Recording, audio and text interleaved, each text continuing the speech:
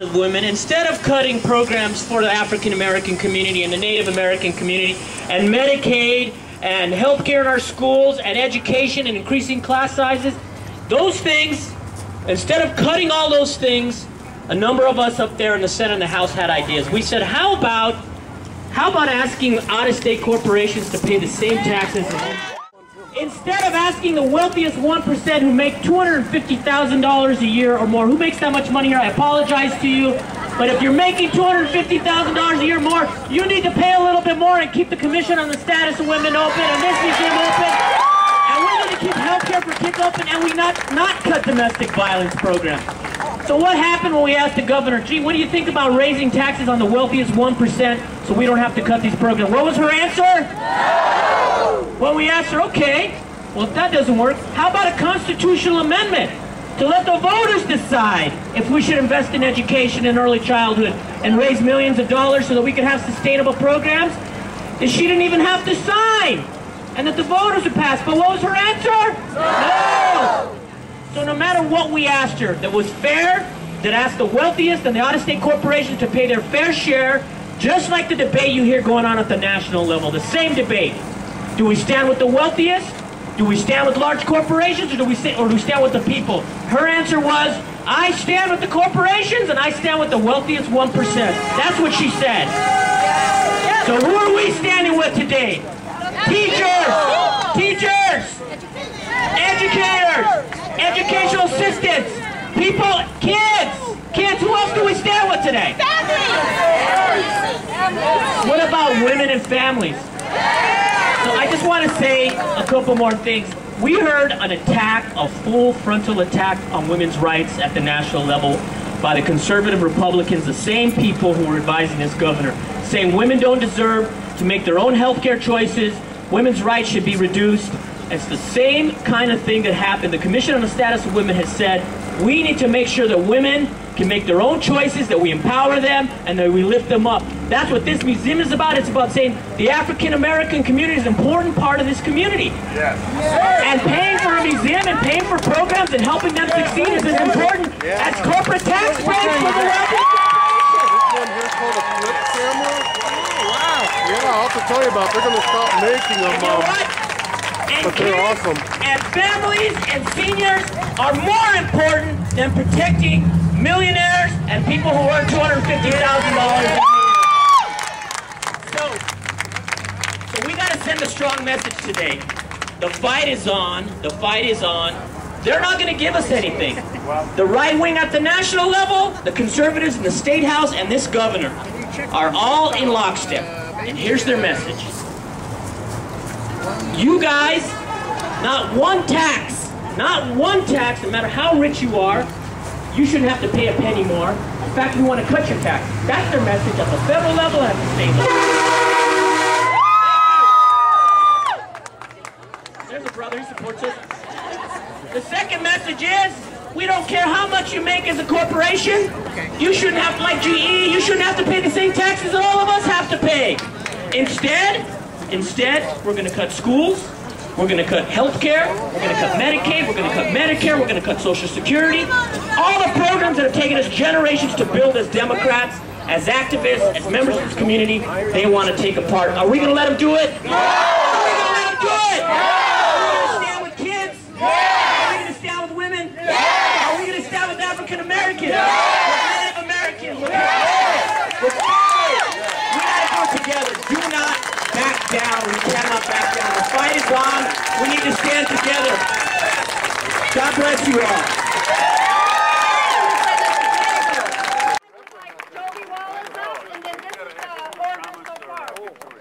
Auditor Hector Balderas, and then Josh Anderson, and then Stephanie DeBellis, and then Reverend Holly Bowman. Thank you, everybody, for coming today. My name is Joey Wallace. I'm the president of the foundation. And I'm going to give you just a small background of what the mission of the African American Performing Center is. Our mission is to preserve, nurture, and support the intellectual and cultural history of African Americans in New Mexico, the Southwest, and throughout the United States. We are to promote visual performing arts that support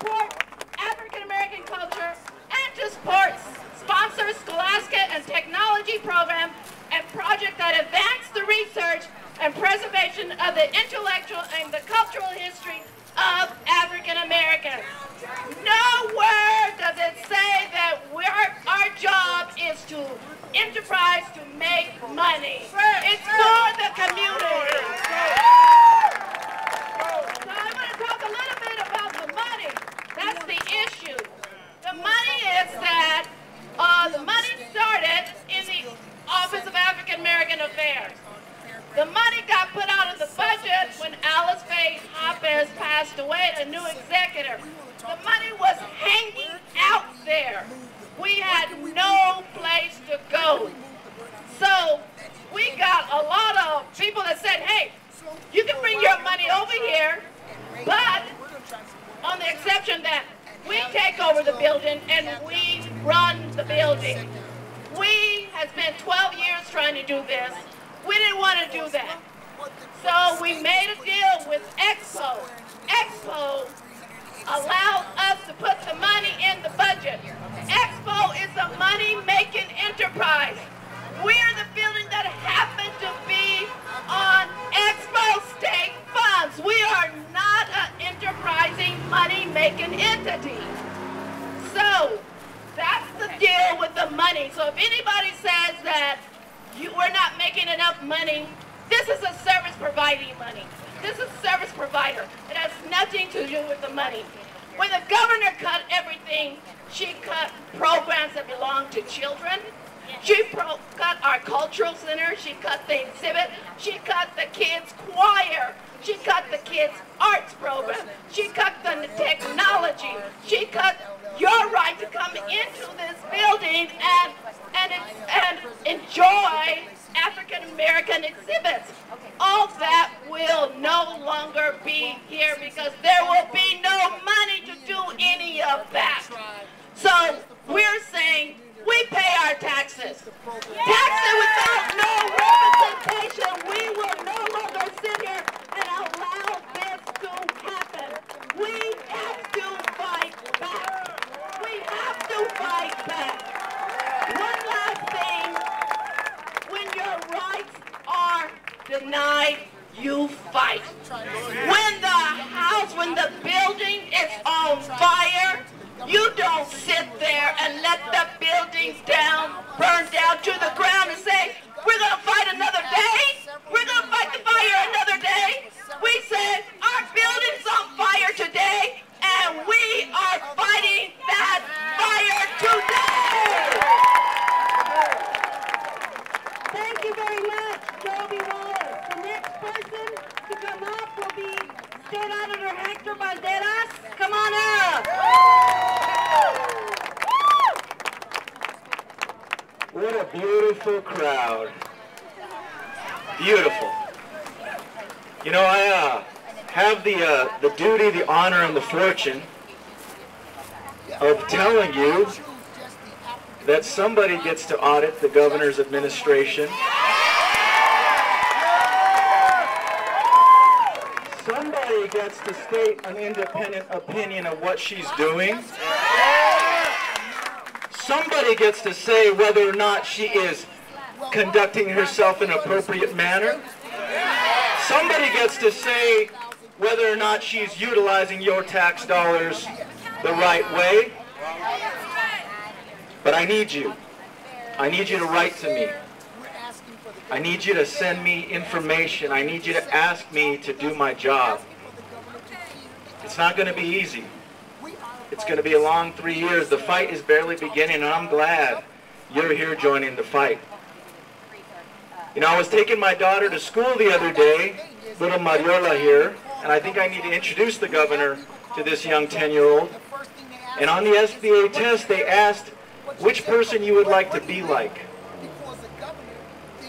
And I'm driving her downtown, and I asked her, who would you like to be like? She said, Martin Luther King.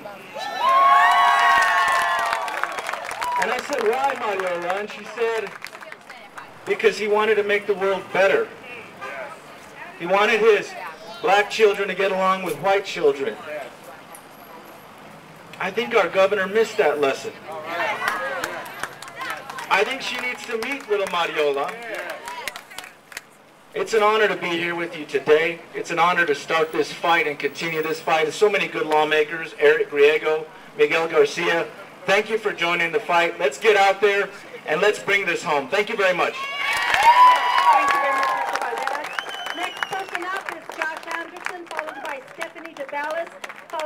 Holly Beaumont, followed by Joan and Holly, and then followed by Ray Garduño, Councilor. Thank you everyone for being here. I know a lot of you probably don't know who I am, but my name is Josh Anderson and I work for the union AFSCME. We represent about 12,000 workers around the state. And you know, when the representative asked me to stand up and say a couple words, I didn't quite know, you know, what I exactly wanted to say. And the auditor over there kind of provided me with a perfect segue. You know, about 43 years ago, April 4th, 1968, Dr. King was taken from us. Yes. Everyone knows the date, everyone knows a little bit of history, but what a lot of people don't know is he was there in support of sanitation workers that AFSCME represented. That's right. And continues to represent. And we all know what he stood for: civil rights, equal rights, workers' rights. A level playing field for everyone so they could achieve the American dream.